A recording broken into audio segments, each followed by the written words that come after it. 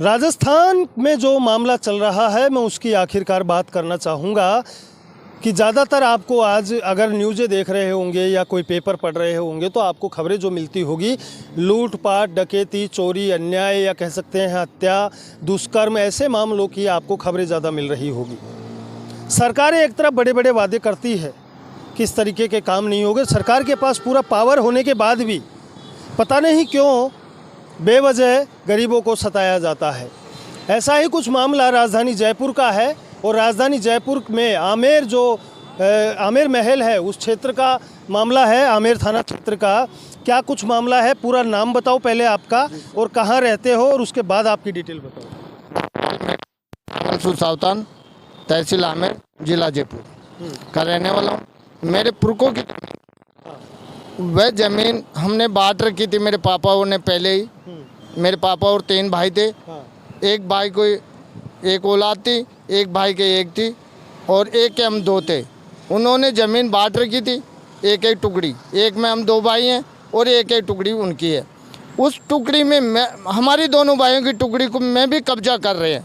बाबूलाल, सनोप ओकार, उखम, सनोप काड़ू, गजेंद्र, सनोप कन्नू, अनेक 20-25 गुंडे लेके आए और वहाँ जेसीबी लेके आए, पत्थरों की ट्रॉली लेके आए और वहाँ तोड़ा फोड़ी करने लगे।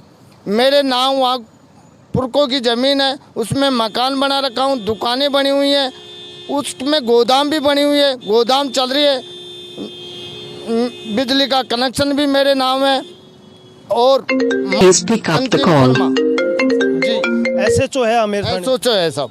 तो वो नहीं सुनवाई कर रही है? कुछ भी नहीं सुनाई कर रही। वो ये कहती है ज़्यादा किसी का फ़ोन कराएगा मैं तेरे को उठा के बंद कर दूंगी। अच्छा। हाँ, ये कहती है और ये हो रहा है, सही हो रहा है। मैंने कागज़ ले जाके दिए, डिप्टी साहब कागज़ दिखाए उसके, डिप्टी साहब ने यहाँ लेटर बना के आमेर थाने में भेजे, उनकी भी कोई सुनाई नहीं हुई मेरी। डिप्टी साहब कौन थे? आमेर के डिप्टी साहब हैं, हवा महल में बैठते हैं, उनके पास गया था मैं सर। उन्होंने लेटर बना के वहाँ भेजा, बोला इसकी सुनाई क्यों नहीं हो रही, उसको कोई सुनाई नहीं हुई मेरी।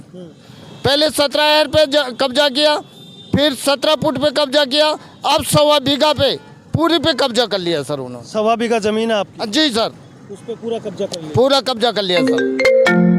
ये आखिरकार मामला खुद अगर पुलिस का है, जहां पर बाहर बोर्ड में लिखा होता है कि आमजन में विश्वास, अपराधियों में डर। तो सोचिए, ये बोर्ड को उल्टा कर लीजिए, अपराधियों में विश्वास और आमजन में डर। ये पुलिस को शायद लिखवा लेना चाहिए। एक पत्रकार होने के नाते एक सच्चाई बताने की कोशिश कर रहा हूं कि आखिरकार वो कानून कहाँ गया जब गरीबों के साथ इस तरीके का अत्याचार हो रहा है और उनकी ज़मीनों को कब्जा करवाया जा रहा है।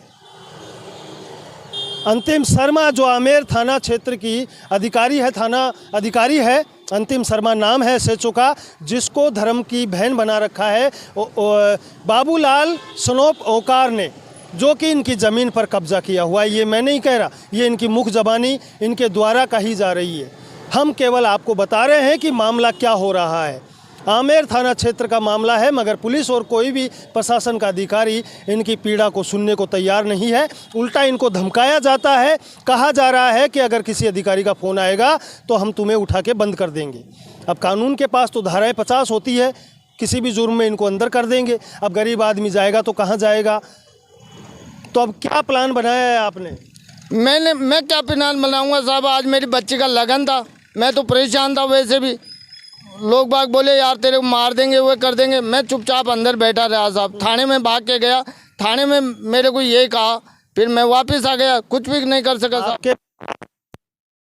अगर कोई मामला होता है या कोई मारपीट का होता है तो कौन लोग, किन का नाम लोगे आप? कौन लोग करवा रहे हैं? बाबूलाल का नाम लूंगा सर मैं, बाबूलाल, गजेंद्र।